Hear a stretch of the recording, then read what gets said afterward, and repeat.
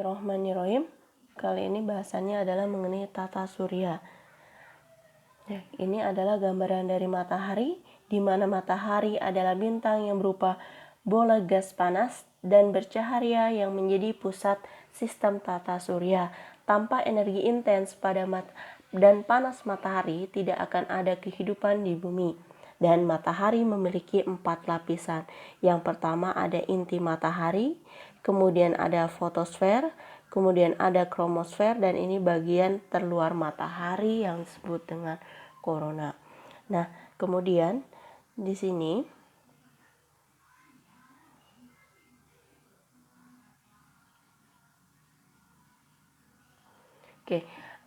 di sini untuk pada inti matahari memiliki suhu yang sangat panas untuk suhu matahari itu sendiri, yaitu intinya 1,5 kali 10 pangkat 7 derajat Celcius. Ini untuk suhu inti matahari yang cukup untuk mempertahankan fusi termonuklir yang berfungsi sebagai sumber energi matahari. Energi dari inti akan diradiasikan ke lapisan luar matahari dan kemudian sampai keluar angkasa. Kemudian yang selanjutnya ada fotosfer, di mana fotosfer memiliki suhu sekitar 6000 Kelvin dengan ketebalan sekitar 300 km. Melalui fotosfer, sebagian besar radiasi matahari keluar dan terdeteksi sebagai sinar matahari yang kita amati di bumi. Di dalam fotosfer terdapat bintik matahari, yaitu daerah dengan medan magnet yang kuat dan dingin serta gelap dari wilayah sekitarnya. Kemudian yang ketiga ada kromosfer, memiliki suhu sekitar 4500 Kelvin dengan ketebalan 2000 km.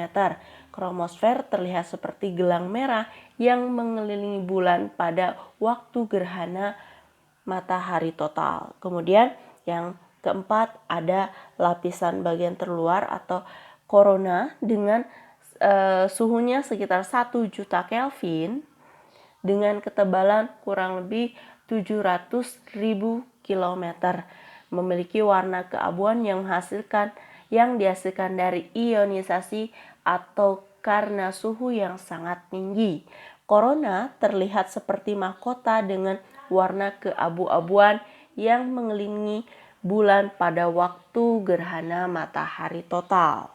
Nah, jadi di sini matahari adalah bintang yang terdapat di dalam tata surya yang memiliki 4 lapisan. Yang pertama ada inti matahari, kemudian ada fotosfer, ada kromosfer, dan bagian terluar atau yang disebut dengan korona.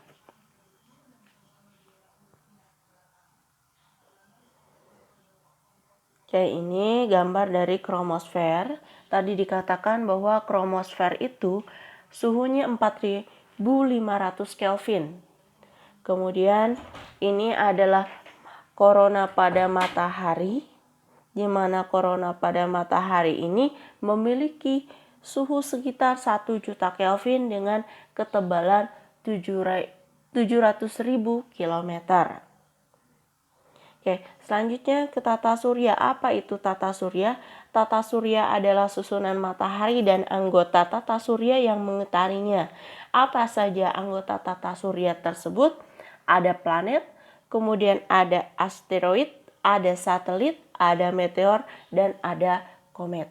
Ya, kita lihat di sini ada pusat tata suryanya itu adalah matahari, di mana selanjutnya ada yang mengitari matahari, ada planet, kemudian ada asteroid, kemudian ada satelit, ada meteorit, dan ada komet. Ya, ini untuk tata surya, susunan anggota tata surya. Kemudian yang kita bahas yang pertama, planet. Planet itu apa sih?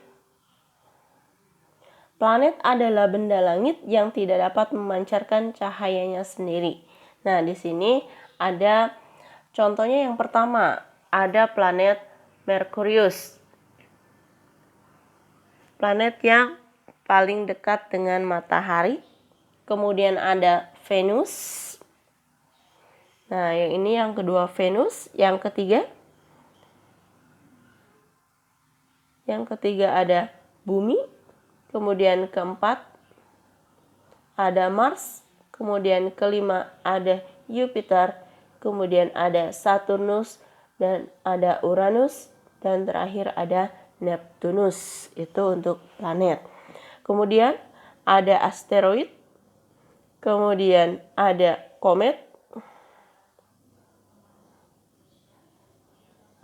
Nah, kemudian mengenai pengelompokan planet, di sini ada beberapa pengelompokan.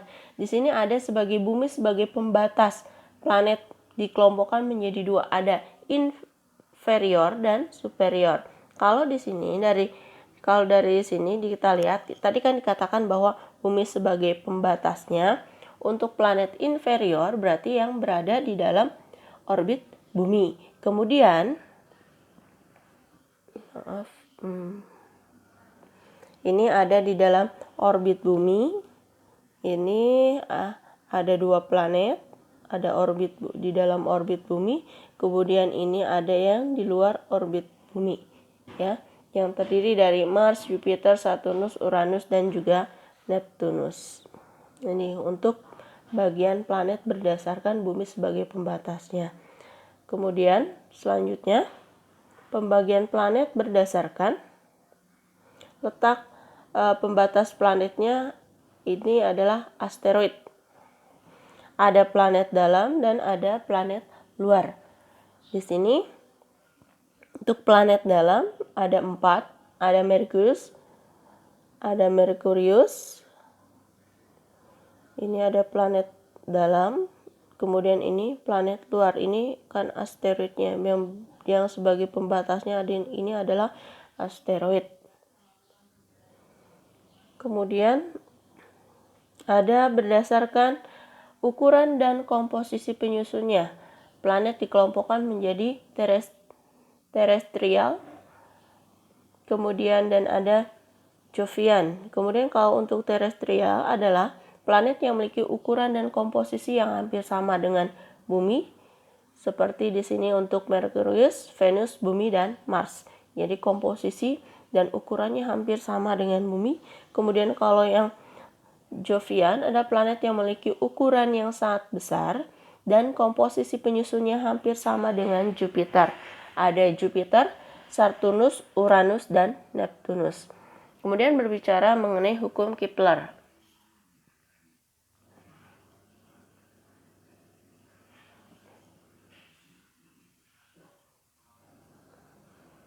Hukum Kepler merupakan hukum-hukum yang menjelaskan tentang gerak planet. Di sini ada orbit planet. Kemudian di sini ada yang titik aphelium. Kemudian juga ada titik perihelium, di mana perihelium adalah jarak terdekat planet dari matahari. Kemudian aphelium adalah jarak terjauh dari matahari. Garis edar planet, lintasan yang dilalui planet saat mengitari matahari. Ini orbitnya. Jadi garis planet yang dilalui saat mengitari matahari. Hukum pertama dinyatakan bahwa hukum 1 Kepler, orbit planet berbentuk elips di mana matahari terletak pada salah satu titik fokusnya. Dia bisa menjadi posisinya bisa perihelium atau aphelium si planet tersebut. Bisa pada jarak terdekat ataupun jarak terjauh. Kemudian selanjutnya ada hukum Kepler 2, di mana hukum Kepler 2 ini, hukum 2 Kepler ini, garis yang menghubungkan planet ke matahari dalam waktu yang sama menempuh lintasan yang sama.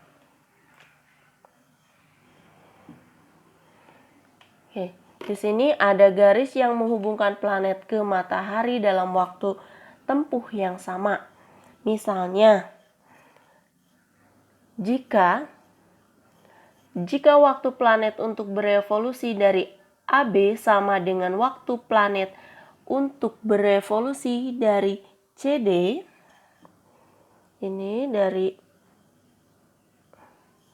dari AB, kemudian CD dengan waktu revolusi EF, maka luas AMB itu akan sama dengan luas CMD, kemudian akan sama dengan luas EMF. Sehingga kecepatan revolusi planet dari AB lebih besar kecepatan revolusi planet dari CD, kemudian dan kecepatan revolusi dari planet CD lebih besar daripada revolusi planet EF. Semakin dekat matahari, kecepatan revolusi semakin besar. Ini kan posisinya dia dekat, yang ini semakin jauh. Sehingga semakin jauh dari matahari, kecepatan revolusi planet semakin lambat.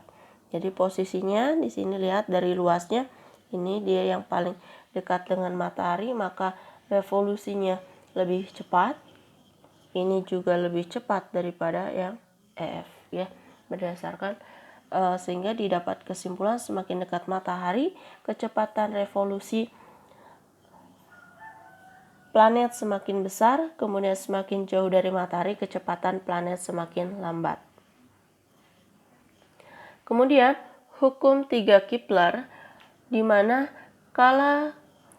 kuadrat skala revolusi planet sebanding dengan pangkat 3 jarak rata-rata planet ke matahari. Jadi di sini ada perbandingannya. Ini ada 2 planet, di mana 2 planet ini mengitari bumi, dimana kalau misalnya kita mau menghitung kuadrat skala revolusi planetnya sebanding dengan pangkat 3 jarak rata-rata planet ke matahari, dimana ada T1 dipangkatkan, kemudian berbanding dengan T2 dipangkatkan, maka akan sama dengan D1 dipangkat 3, kemudian per D2 pangkat 3, di mana T1 adalah periode planet 1, T2 adalah periode planet 2, D1 jarak rata-rata planet 1 ke matahari, kemudian D2 jarak rata-rata planet 2 ke matahari. Jadi kalau misalnya di sini ada 2 planet yang mengitari matahari, di sini bisa menghitung skala revolusinya. Kemudian untuk gerak planet,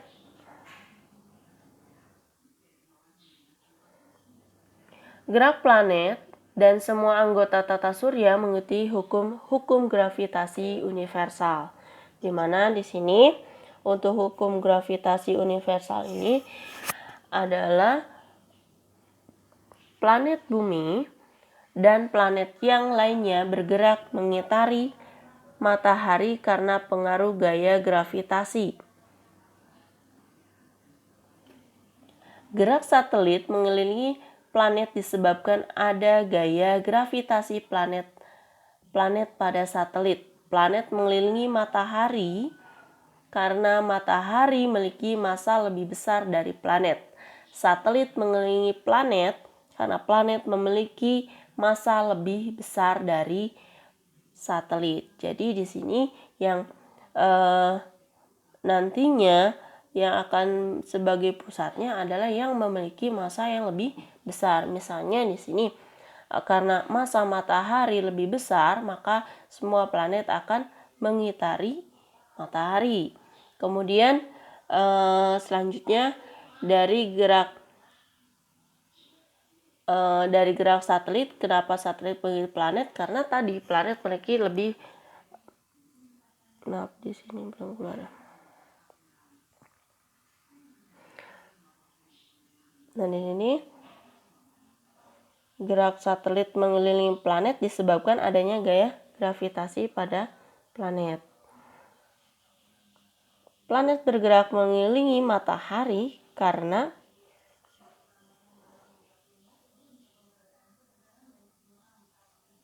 matahari memiliki massa yang lebih besar. Begitupun dengan satelit ya, mengelilingi planet karena memiliki massa lebih besar dari satelit.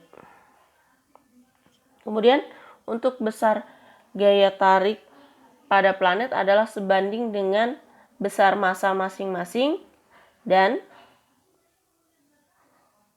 berbanding terbalik dengan kuadrat jarak antara pusat massa masing-masing.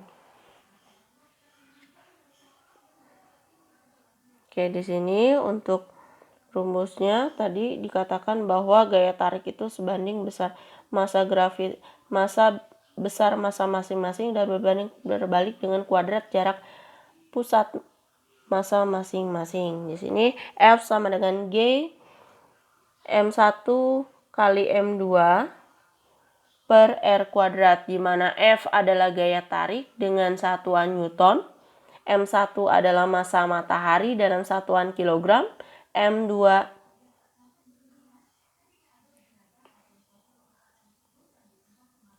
adalah massa planet dalam satuan kilogram, kemudian R adalah jarak rata-rata matahari dengan planet dalam satuan meter, kemudian G adalah konstanta gravitasi, gravitasi umum, di mana besarnya adalah 6,67 kali 10 pangkat min 11 Newton meter persegi per kilogram kuadrat.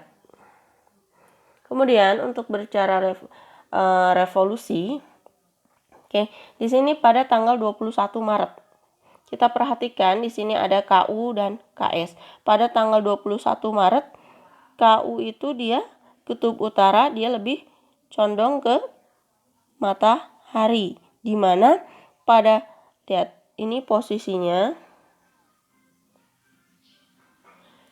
ketika melewati tanggal 21 Maret.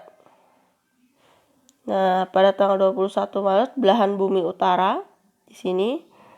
Belahan bumi utara merupakan awal musim semi. Kemudian malam sama panjang dengan siang. Kemudian belahan bumi selatan sebagai musim gugur.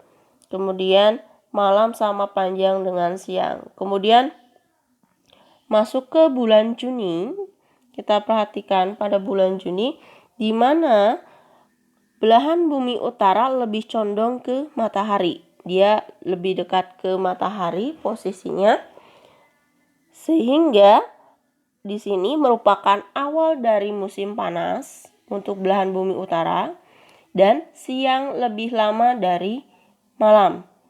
Kemudian perhatikan pada belahan bumi selatan, dia lebih jauh dari menjauhi matahari sehingga merupakan awal musim dingin dan malam lebih lama dari siang.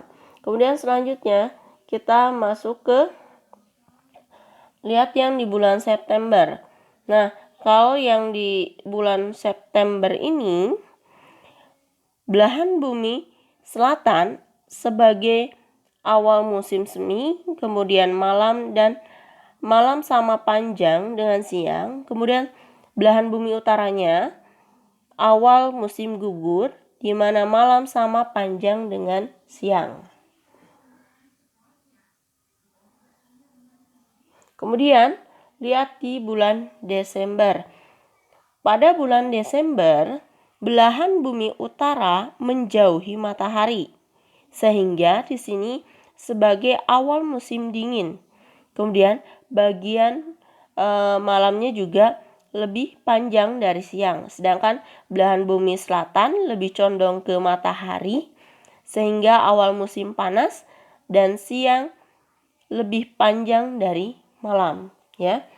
Jadi di sini dapat terlihat jelas ketika belahan bumi utara dan belahan bumi selatannya, dia posisinya apakah dia mendekati matahari atau menjauhi matahari, sehingga di sini yang menjadikan perubahan apakah malam atau siangnya itu lebih lama atau sebaliknya, dan sebagai penentuan musim. Sehingga akibat dari revolusi bumi ini, yang pertama terjadinya pergantian musim di bumi, Kemudian terlihatnya rasi bintang yang berbeda tiap bulan. Kemudian yang ketiga, terjadi perbedaan lamanya waktu siang dan malam dan gerak semu tahunan matahari. Kemudian, periode rotasi adalah waktu yang diperlukan planet berputar pada sumbunya 1 kali putaran. Nah, di sini akibat dari rotasi itu terjadi pergantian siang dan malam. Bagian bumi yang terkena sinar matahari mengalami siang, sedangkan yang tidak terkena sinar matahari mengalami waktu malam. Kemudian perbedaan waktu di bumi yang garis bujurnya berbeda. Kemudian gerak semu harian matahari. Kemudian bentuk bumi menggelembung pada khatulistiwa dan tepat pada kutubnya. Dan 5, pengaruh perubahan arah angin di khatulistiwa. Nah, di sini ada beberapa data dari planet, mulai dari jari-jari khatulistiwanya, kemudian ada masanya, kemudian ada masa jenisnya, periode rotasi, kemudian jarak dengan matahari, dan jumlah satelitnya. Ini data-data, misalnya data-datanya, misalnya di sini Merkurius, jari-jari khatulistiwanya 0,3825 kali jari-jarinya bumi, seperti itu, dan seterusnya. Ini beberapa bagian datanya.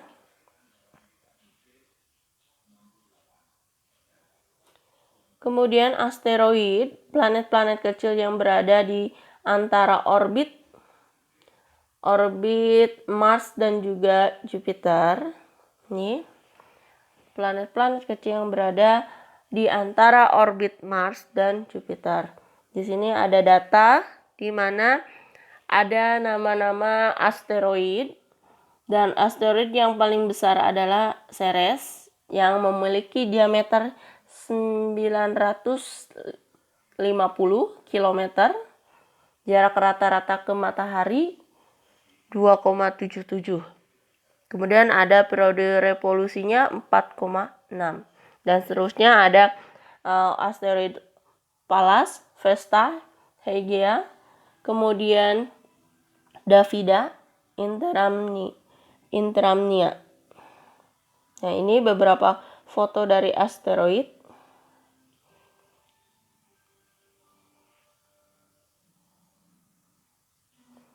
Kemudian satelit.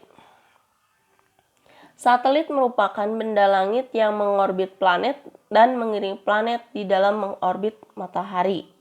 Contohnya satelit alam juga dinamakan dengan bulan. Nah, ini bumi bergerak. Ini yang M, matahari, yang biru bumi, kemudian yang itu berputar dengan kencang itu adalah bulan. Nah, ini bagaimana ketika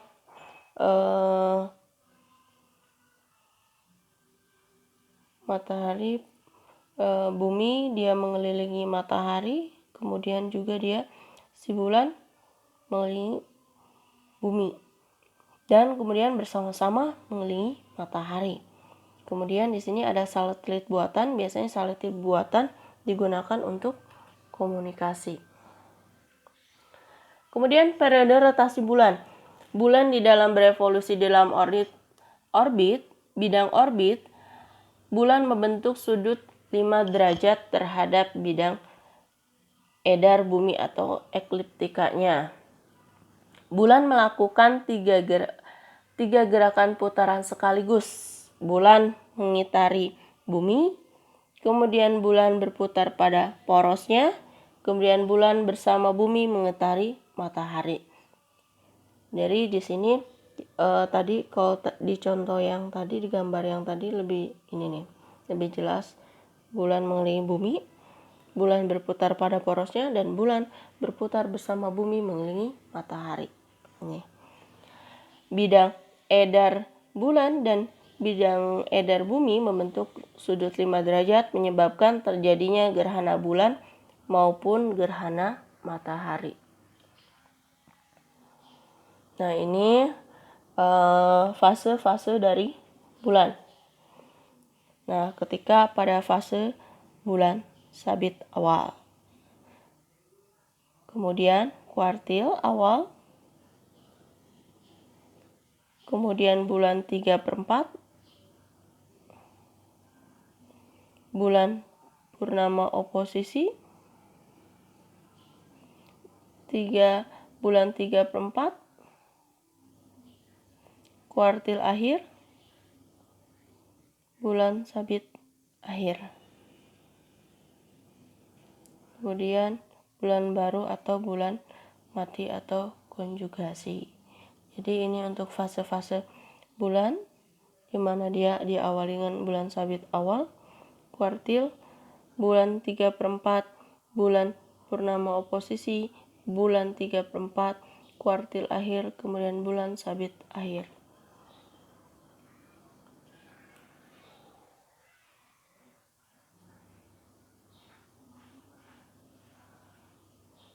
Oke, ini untuk gerhana bulan.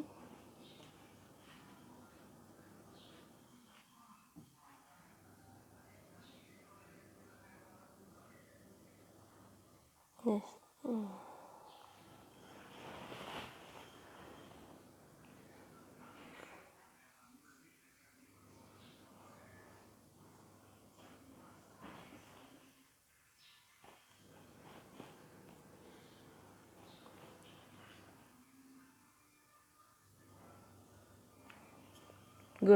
Pada gerhana bulan, di mana nantinya bulan ketika dia akan matahari ya, gerhana matahari.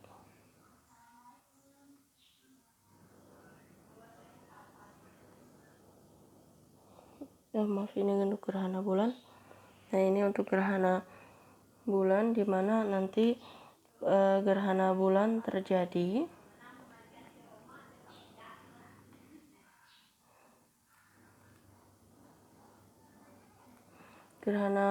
terjadi ketika posisinya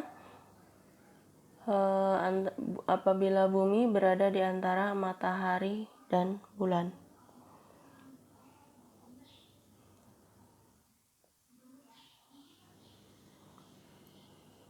Jadi ketika bumi berada di tengah, kemudian berada di antara matahari dan juga bulan, terjadi yang namanya gerhana bulan.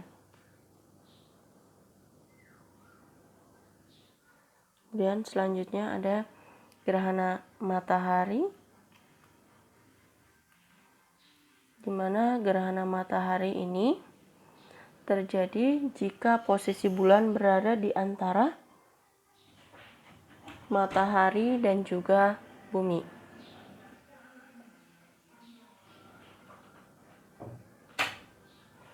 Kemudian pasang surut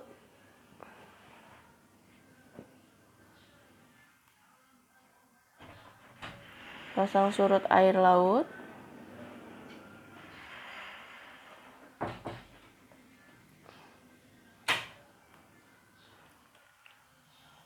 Pasang adalah peristiwa naiknya permukaan air laut, sedangkan surut peristiwa turunnya permukaan air laut.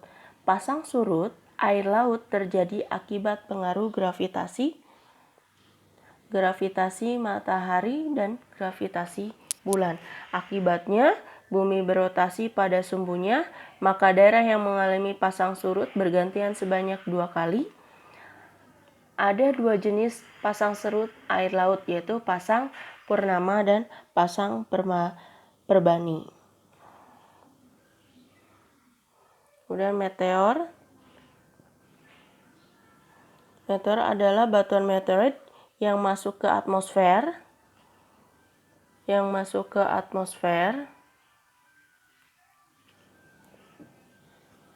Dan menghasilkan jejak cahaya. Kemudian meteor juga dinamakan bintang beralih. Selanjutnya, komet, benda langit yang mengorbit matahari dengan lintasan sangat lonjong. Kemudian komet juga dikenal sebagai bintang berekor, kemudian ekor komet selalu menjauhi matahari.